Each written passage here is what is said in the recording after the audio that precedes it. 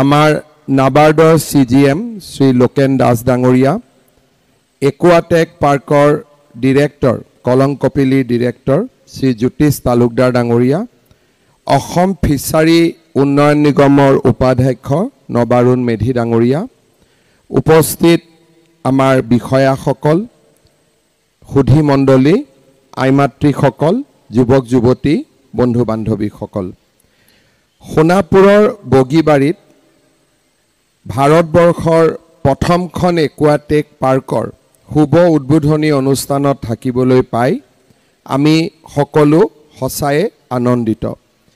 এই একুৱাটেক পাৰ্কখন নিৰ্মাণত সহযোগিতা আগবঢ়োৱা নাবাৰ্ড, ICAR-CIF-এ, অসম চৰকাৰৰ মীন বিভাগ, চেলকো ফাউণ্ডেশ্যনৰ লগতে নলেজ পাৰ্টনাৰ GIZ-ৰ সমূহ বিষয়ববীয়াক মই আন্তৰিক অভিনন্দন জনাইছোঁ। আজি আমাৰ নাবাৰ্ডৰো প্ৰতিষ্ঠা দিৱস। অসমৰ গ্ৰাম্য অঞ্চলৰ আন্তঃগাঁথনি, কৃষি আৰু সহযোগী খণ্ডসমূহ তথা সমবায়ৰ বিকাশত নাবাৰ্ডে এটা গুৰুত্বপূৰ্ণ ভূমিকা গ্ৰহণ কৰি আহিছে। মই আজিৰ এই দিনটোত নাবাৰ্ডৰ বিষয়া কৰ্মচাৰী সকলোলৈ মোৰ শুভকামনা জ্ঞাপন কৰিছোঁ। আমি সকলোৱে জানো যে অসম এখন নদী মাতৃকা দেশ আৰু তাৰ লগতে আমাৰ ৰাজ্যখনত বিল, খাল, ডোং আৰু পুখুৰীৰে পৰিপূৰ্ণ হৈ আছে। কিন্তু তাৰ পিছতো আমি কেইবাটাও দশক অন্ধ্ৰপ্ৰদেশৰ পৰা অহা মাছেৰে আমি আমাৰ ৰাজ্যৰ মীন উদ্যোগৰ চাহিদা পূৰণ কৰি আহিছিলোঁ। এনে এক পৰিৱেশত অসমৰ মৎস্য উৎপাদনত স্বাৱলম্বিতা নিৰ্মাণৰ বাবে যোৱা 17 বছৰত কলং কপিলিয়ে প্ৰায় 1 লাখৰো অধিক মীন পালকক প্ৰশিক্ষণ, জ্ঞান আৰু বিভিন্ন ধৰণে সহায় কৰিছে। উদ্ভাৱনীমূলক প্ৰযুক্তিৰ প্ৰৱৰ্তন আৰু বহনক্ষম পদ্ধতিৰ প্ৰয়োগৰ জৰিয়তে কলং কপিলিয়ে অসমৰ মীন পালকসকলৰ বাবে এটা প্ৰেৰণাৰ স্ৰোত হিচাপে পৰিণত হৈছে। কলং কপিলিক অসম চৰকাৰৰ মীন বিভাগে ব্ৰেণ্ড এম্বেচেডৰৰ মৰ্যাদা দিছে আৰু 2021 চনত ভাৰত চৰকাৰৰ ফালৰ পৰাও বহনক্ষম মীন পালনৰ ক্ষেত্ৰত সন্মানীয় শ্ৰেষ্ঠ সংস্কাৰ বঁটা লাভ কৰিবলৈ সক্ষম হৈছে। কলং কপিলিয়ে নাবাৰ্ড, UNDP, GIZ আৰু অসম চৰকাৰৰ সৈতে একেলগে কাম কৰি তৃণমূল পৰ্যায়ত জীৱিকাৰ সুযোগ বৃদ্ধি কৰিছে। মাছৰ পোনা উৎপাদন আৰু জয়ন্তী ৰৌ আৰু উন্নত প্ৰজাতিৰ বাহু মাছৰ দৰে প্ৰজাতিৰ উৎপাদনৰ জৰিয়তে এই সংস্থাই মীন পালনত যথেষ্ট অৰিহণা যোগাই আহিছে। 2021 চনত ICAR-CIF-এৰ দ্বাৰা স্বীকৃতিপ্ৰাপ্ত উত্তৰ পূব ভাৰতৰ প্ৰথম মীন পালন বা জলজ কৃষি ক্ষেত্ৰ বিদ্যালয়ৰ প্ৰতিষ্ঠা। এই বিদ্যালয়ে শ্ৰেণীকোঠা আৰু ক্ষেত্ৰভিত্তিক প্ৰশিক্ষণৰ জৰিয়তে বহু যুৱক যুৱতী আৰু মহিলাক আজি প্ৰশিক্ষণ প্ৰদান কৰিছে। এই একুৱাকালচাৰ ফিল্ড স্কুলৰ উত্তৰণ ঘটাই আজি আমি একুৱাটেক পাৰ্কৰ শুভ উদ্বোধন কৰিছোঁ। এই একুৱাটেক পাৰ্কত একুৱাপনিক্স, ৰিচাৰ্কুলেটৰী একুৱাকালচাৰ ছিষ্টেম, বায়'ফ্লক, মাছৰ খাদ্য হিচাপে ব্যৱহাৰ কৰিব পৰা পোক পতংগ, উদ্ভিদ আদিৰ উৎপাদন, আলংকাৰিক মাছৰ প্ৰজনন, কম খৰচী খাদ্য উৎপাদনৰ বাবে মিল আৰু পলু পালনৰ বাবে ক্ষুদ্ৰ ৰিচাৰ্কুলেটৰী একুৱাকালচাৰ ছিষ্টেমৰ দৰে আধুনিক জলজ কৃষি প্ৰযুক্তি প্ৰদৰ্শিত হ'ব। মই কলং কপিলিক আজিৰ এই একুৱাটেক পাৰ্কৰ বাবে মই ধন্যবাদ জনাইছোঁ আৰু তেখেতসকলে কৰি অহা নিৰবিচ্ছিন্ন সেৱাৰ বাবে তেখেতসকলক ধন্যবাদ আৰু অভিনন্দন জনাইছোঁ। ইতিমধ্যে অতুল বৰা ডাঙৰীয়াই জ্যোতিষ তালুকদাৰ আৰু তেখেতসকলৰ বন্ধু হাতুজনে লগ লাগি কৰি অহা প্ৰচেষ্টাৰ বিষয়ে আমাক উল্লেখ কৰিছে আৰু আমি সকলোৱে নিজেও প্ৰত্যক্ষ কৰিছোঁ। মই নিশ্চিতভাৱে ক'বলৈ মই কুণ্ঠাবোধ নকৰোঁ যে এই গোটেই কলং কপিলী অসমৰ আত্মনিৰ্ভৰশীল যুৱ শক্তিৰ বাবে এক প্ৰেৰণাৰ প্ৰতীক আৰু তেখেতসকলক মই অসমবাসীৰ হৈ শুভকামনা জনাম যাতে তেখেতসকলে আগলৈও বহু আগবাঢ়ি গৈ অসমক মীন পালনৰ ক্ষেত্ৰত স্বাৱলম্বী কৰি নিৰ্মাণ কৰি তোলাত সহায়ৰ হাত আগবঢ়ায়। আমাৰ ৰাজ্যত মীন পালনক স্বাৱলম্বী আৰু ইয়াৰ উৎপাদন বৃদ্ধি কৰিবৰ বাবে ৰাজ্য চৰকাৰে নিৰন্তৰ প্ৰচেষ্টা চলাই আহিছে। ৰাজ্য চৰকাৰৰ পুঁজি নাবাৰ্ডৰ গ্ৰাম্য আন্তঃগাঁথনি উন্নয়ন পুঁজিৰ উপৰিও প্ৰধানমন্ত্ৰী ডাঙৰীয়াই ৰূপায়ণ কৰা মৎস্য সম্পদা যোজনাই আমাৰ মীন পালকসকলক বিস্তৃতভাৱে সহায় কৰিছে। 2023 আৰু 24 চনত আমি অসমত 4.99 লাখ তাৰমানে 4.99 লাখ মেট্ৰিক টন মাছ উৎপাদন কৰি আমি দেশৰ চতুৰ্থখন মৎস্য উৎপাদনকাৰী ৰাজ্যলৈ আমি পৰিৱৰ্তিত হৈছোঁ। অৰ্থাৎ আজি দেশত কোন ৰাজ্যত কিমান মাছ উৎপাদন হয় তাৰ তালিকাখনত চালে অসম চতুৰ্থ স্থান লাভ কৰিবলৈ সক্ষম হৈছে। মই সদায় কওঁ যে অসমৰ লক্ষ্য ভাৰতবৰ্ষৰ 5খন অগ্ৰণী ৰাজ্যৰ মাজত। তাৰ কাৰণে আমি প্ৰত্যেকটো ক্ষেত্ৰতে আমাৰ নম্বৰ 1ৰ পৰা 5ৰ ভিতৰত হ'ব লাগিব। আজি মৎস্য উৎপাদনৰ ক্ষেত্ৰত 23-24 চনত আমি 4 নম্বৰ স্থান পাইছোঁ। 4.99 লাখ মাছ উৎপাদন হৈছে। এইবাৰ আমি আশা কৰিছোঁ যে 2025 চনৰ যেতিয়া আমি গৱেষণা কৰিম ই আৰু বৃদ্ধি হ'ব, কাৰণ 2019 চনত আমাৰ উৎপাদন আছিল মাত্ৰ 2 লাখ 2.5 লাখ আৰু 4 বছৰৰ ভিতৰতে আমি দুগুণ মাছ উৎপাদন কৰিব পাৰিছোঁ আৰু ই আমাৰ বাবে এটা অতিকে আনন্দৰ খবৰ। প্ৰধানমন্ত্ৰী মৎস্য সম্পদা যোজনাৰ অধীনত আমি পোনা উৎপাদন কেন্দ্ৰ, পোনা পালনৰ বাবে পুখুৰী, নতুন পুখুৰী খননৰ বাবে যোগাত্মক ব্যৱস্থা লৈছোঁ। অমৃত পুখুৰীসমূহেও আমাক এই ক্ষেত্ৰত যথেষ্ট সহায় কৰিছে। এই আঁচনিৰ সহায়ত আমি এতিয়ালৈকে 178টা ক্ষুদ্ৰ, মজলীয়া আৰু বৃহৎ আকাৰৰ বায়'ফ্লক কৃষকসকলক যোগান ধৰিছোঁ। 28টা ৰিচাৰ্কুলেটৰী একুৱাকালচাৰ ছিষ্টেম আমি স্থাপন কৰিছোঁ। প্ৰায় 20,000 মীন পালক এই পদক্ষেপৰ দ্বাৰা উপকৃত হৈছে আৰু 90,000ৰো অধিক মীন পালকক আমি আৰ্থিক সহায় কৰিছোঁ। প্ৰধানমন্ত্ৰী মৎস্য সম্পদা যোজনাৰ অধীনত শ্ৰীভূমি জিলাত 100 কোটি টকা খৰচেৰে আমি তাৰ সোণবিল বুলি যিখন নেকি এছিয়াৰ ভিতৰতে এটা ডাঙৰ ৱেটলেণ্ড, তাতে আমি এটা বৃহৎ প্ৰকল্পও স্থাপন কৰাৰ বাবে ব্যৱস্থা হাতত লৈছোঁ। ইয়াৰ উপৰিও অহা কেইদিনমানৰ ভিতৰতে এডিবিৰ ঋণেৰে ৰাজ্য চৰকাৰে 800 কোটি টকা আমি ৰাজ্যত সাষ্টেইনেবল ৱেটলেণ্ড আৰু ইণ্টিগ্ৰেটেড ফিচাৰিজ ট্ৰেন্সফৰ্মেশ্যন প্ৰজেক্ট নামে আমি নতুন প্ৰকল্প এটাও হাতত ল'ম।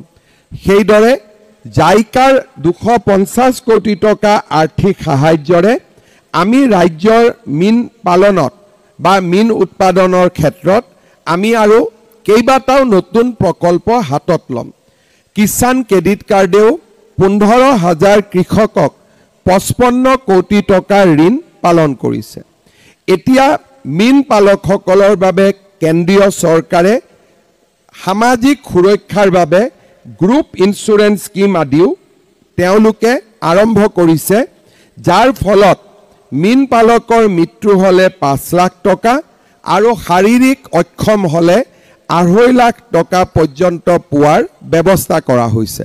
বেমাৰৰ চিকিৎসাৰ বাবেও কেন্দ্ৰীয় চৰকাৰে 25,000কৈ টকা আগবঢ়োৱাৰ আঁচনি হাতত লৈছে। আমি এতিয়া ৰাজ্যত 8 কোটি টকা ব্যয়েৰে 10টা ক্লাষ্টাৰ আমি ফিচাৰী ডেভেলপমেণ্ট কৰাৰ বাবে চিন্তা কৰিছোঁ আৰু প্ৰধানমন্ত্ৰী মৎস্য সম্পদা যোজনাৰ আঁচনিৰ অধীনত 2টা ফ্ৰেছ ৱাটাৰ ফিছ ব্ৰীড বেংকো আমি স্থাপন কৰিব বিচাৰিছোঁ। এই উদ্যোগ 2টা আমি দৰং জিলাৰ গৰুখুটি আৰু গোৱালপাৰাত স্থাপন কৰিবলৈ 5 কোটিকৈ 10 কোটি টকা আমি আগবঢ়াবলৈ সিদ্ধান্ত লৈছোঁ। ঠিক সেইধৰণে কাছাৰ জিলাৰ শিলকুৰিত 26 কোটি টকা ব্যয়েৰে আমি এখন আধুনিক মাছৰ বজাৰো নিৰ্মাণ কৰিবলৈ আমি সিদ্ধান্ত লৈছোঁ। গোৱালপাৰাৰ সোণাৰী গাঁৱত এটা ইণ্টিগ্ৰেটেড ফিছ লেণ্ডিং চেণ্টাৰো আমি নিৰ্মাণ কৰিবলৈ 20 কোটি টকাৰ অনুমোদন আগবঢ়াইছোঁ। অৰ্থাৎ আজি ৰাজ্য চৰকাৰখনে মীন ক্ষেত্ৰত অসমৰ আন ক্ষেত্ৰৰ দৰে সমানে আগবঢ়াই লৈ যোৱাৰ ওপৰত গুৰুত্ব আৰোপ কৰিছে। মই কেইটামান উদাহৰণ দিব খোজো। কলং কপিলীৰ উদাহৰণ আজি আমাৰ বগৰীবাৰী ৰাইজে সন্মুখত দেখা পাইছে। ঠিক সেইধৰণে আমাৰ অসমৰ নলবাৰীৰ দেৱজিৎ বৰ্মনে প্ৰতি বছৰে 720 টন মাছ উৎপাদন কৰি 25 কোটি টকাকৈ বছৰত উপাৰ্জন কৰিবলৈ সক্ষম হৈছে। ঠিক তেনেদৰে বৰপেটা জিলাৰ হেমন্ত ডেকা তেওঁৰ দেউতাকে ঠেলা চলাইছিল আৰু ঠেলাত মাছ বিক্ৰী কৰিছিল। এই হেমন্ত ডেকাই 18 বছৰ বয়সত তেওঁ বিভিন্ন মাটি লিজ লৈ 2খনকৈ মীন পাম গঢ়ি লাভ উপাৰ্জন কৰিবলৈ সক্ষম হৈছে। শোণিতপুৰ জিলাৰ বিশ্বজিৎ বৰাই আজি 1.20 হেক্টৰ মাটিত মাছ পালন আৰু বিভিন্ন ধৰণৰ খেতি কৰি তেওঁলোকে 5 লাখ টকাকৈ উৎপাদন কৰিবলৈ সক্ষম হৈছে। ঠিক তেনেকৈ বৰপেটাৰ মৎস্যপালক ফটিক আহমেদ, কাছাৰ জিলাৰ সুদীপা দে, তামোলপুৰৰ কাহিবাৰীৰ হৰেন্দ্ৰনাথ ৰাভা, যোৰহাটৰ কৃষ্ণা গগৈ, গোলাঘাট জিলাৰ ললিত দত্তৰ দৰে মৎস্যপালক আজি নৱপ্ৰজন্মৰ আদৰ্শত পৰিণত হৈছে। এই নামকেইটা মই এইকাৰণে মেনশ্যন কৰিছোঁ যে মৎস্য উৎপাদনৰ জৰিয়তে আমাৰ অসমৰ যুৱ শক্তি স্বাৱলম্বী হ'ব পাৰে। বৰ্তমান ৰাজ্য চৰকাৰে ফিচাৰী আমাৰ ৰহাত থকা ফিচাৰী কলেজৰ পৰা পাছ কৰা স্নাতক ডিগ্ৰীধাৰীসকলক নিজৰ ভৰিৰ ওপৰত নিজে থিয় হ'বলৈ 5 লাখ টকাকৈ মুখ্যমন্ত্ৰীৰ আত্মনিৰ্ভৰ অসম অভিযানত আগবঢ়াইছে আৰু মৎস্য পালকসকলেও মুখ্যমন্ত্ৰীৰ আত্মনিৰ্ভৰ অসম অভিযানত 2 লাখ টকা কৰি বেংকৰ ঋণ নহয় অনুদান 2 লাখ টকাকৈ পোৱাৰ ৰাস্তাও আমি মুকলি কৰি দিছোঁ। অহা ছেপ্টেম্বৰ মাহত 1 লাখ এনে যুৱকে চৰকাৰৰ পৰা 2 লাখকৈ টকা লাভ কৰিব। অৰ্থাৎ জ্যোতিষ তালুকদাৰে যি উল্লেখ কৰিছিল যে এসময়ত তেওঁ 15,000 টকা বেংক ঋণ লোৱাৰ বাবে কষ্ট পাবলগীয়া হৈছিল, কিন্তু আজি প্ৰধানমন্ত্ৰী ডাঙৰীয়া, ৰাজ্য চৰকাৰ, নাবাৰ্ড এই সকলোৱে আমাৰ স্থানীয় ৰাইজৰ বাবে বহুখিনি সুবিধা আগবঢ়াইছে যাতে টকা বা পুঁজি ইয়াৰ প্ৰতিবন্ধকতা হ'ব নোৱাৰে। মই সোণাপুৰৰ পৰা তেতেলীয়া হৈ বগৰীবাৰীলৈ আহোঁতে দেখিছোঁ যে আমাৰ ইয়াত ইমান উন্মুক্ত পথাৰ আছে আৰু আমাৰ ইয়াত অপৰ্যাপ্ত মাটি আছে। এই মাটিবোৰ আমি খালী হৈ পৰি থাকিব দিব নালাগে। আমাৰ অসমত যিকোনো প্ৰকাৰে মাছ উৎপাদনে হওক, গাহৰি পালনে হওক, কুকুৰা কণীৰ উৎপাদনে হওক বা সৰিয়হৰ উৎপাদন হওক, পাম অইল হওক, আমি পেপচিয়ে নলবাৰীত উৎপাদন গোট গঠন কৰাৰ পিছত তেওঁলোকে অসমত 90 লাখ মেট্ৰিক টন আলু কিনিব বিচাৰিছে আমি তেওঁলোকে আলু খেতিৰ কাৰণে সহায়ো কৰিব বিচাৰিছে অৰ্থাৎ অসমৰ মাটি এতিয়া সন পেলাই থৈ দিয়াৰ আজি সময় নহয় আজি আমাৰ ৰাজ্যখনত এটা কৃষি ভিত্তিক অৰ্থনীতি আমি নিৰ্মাণ কৰি তুলিব লাগে আপোনালোকে যদি কেতিয়াবা আমি অসমত সকলোৱে এটা সময়ত সকলোকে সমালোচনা কৰিছিলোঁ কেতিয়াবা যদি কোকৰাঝাৰৰ শ্ৰীৰামপুৰ গেট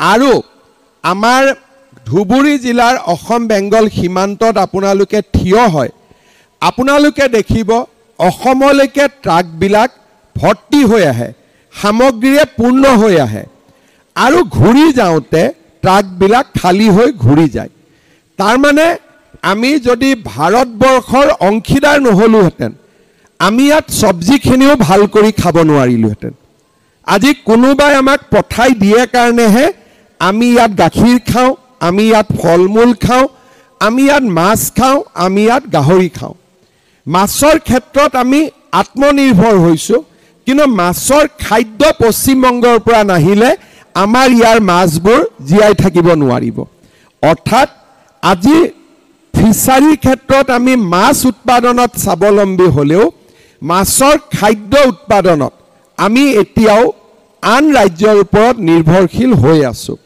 আমাৰ ৰাজ্যখন সেইদিনাখন নদন বদন হৈ পৰিব যিদিনাখনলৈ অসমলৈ যিমান ভৰ্তি ট্ৰাক আহিব তাতকৈ বেছি ভৰ্তি ট্ৰাক আমি যদি অসমৰ বাহিৰলৈ পঠাব পাৰোঁ আজি আমাৰ গোলাঘাটত নুমলীগড়ত খেতিয়কে ৰঙালাও উৎপাদন কৰিছে বাহিৰলৈকে পঠাইছে আনাৰস বাহিৰলৈকে গৈছে আৰু আমাৰ জহা ধান বা আমাৰ ৰঙা ধান আজি বাহিৰলৈকে পঠাই বহু কৃষক উপকৃত হৈছে আজি পুঁজিৰ অভাৱ নাই মাত্ৰ আমাক ইচ্ছা শক্তি লাগে যে আমি অসমখনক শস্য শ্যামলা এখন ৰাজ্যলৈ ৰূপান্তৰ কৰিম কলং কপিলি এনে স্বাৱলম্বী অসমৰ বাবে এক আদৰ্শ স্বৰূপ কলং কপিলি জ্যোতিষ তালুকদাৰ তেওঁৰ বন্ধুসকলে যিটো কাম কৰিব পাৰিছে